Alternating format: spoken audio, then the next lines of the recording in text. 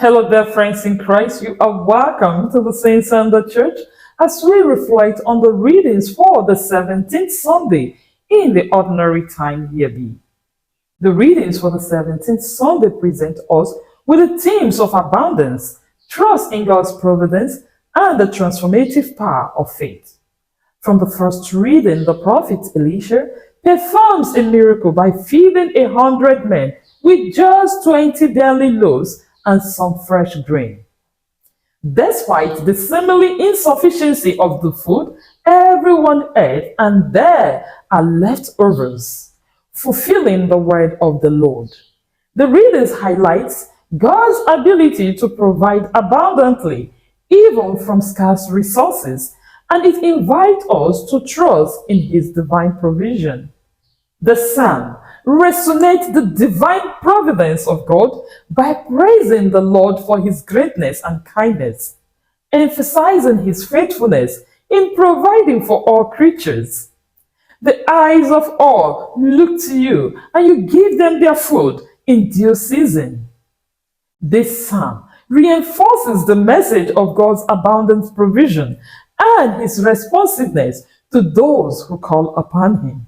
From the second reading, Paul urges the Ephesians to live a life worthy of their calling, emphasizing humility, gentleness, patience, and unity in the Spirit.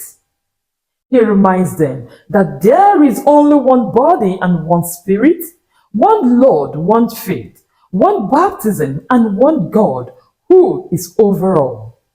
This passage calls us to foster unity and peace within the Christian community, recognizing our common identity and mission.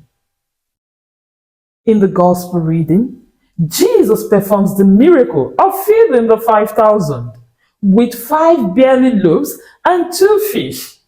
After everyone has eaten, 12 baskets of leftovers are collected, symbolizing the abundance of God's provision. This miracle not only demonstrates Jesus' divine power, but also prefigures the Eucharist, where Jesus gives Himself as the bread of life for the nourishment of the world. These readings collectively invite us to reflect on God's abundant and miraculous provisions in our lives. They challenge us to trust in God's ability to provide for our needs, even when resources seem scarce. The miracles of Elisha and Jesus show that God can multiply our humble offerings to meet not only our needs, but also the needs of others.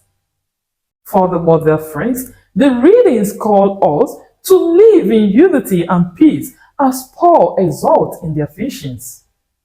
Recognizing our shared faith and baptism, we are encouraged to build a community characterized by humility, gentleness, and patience.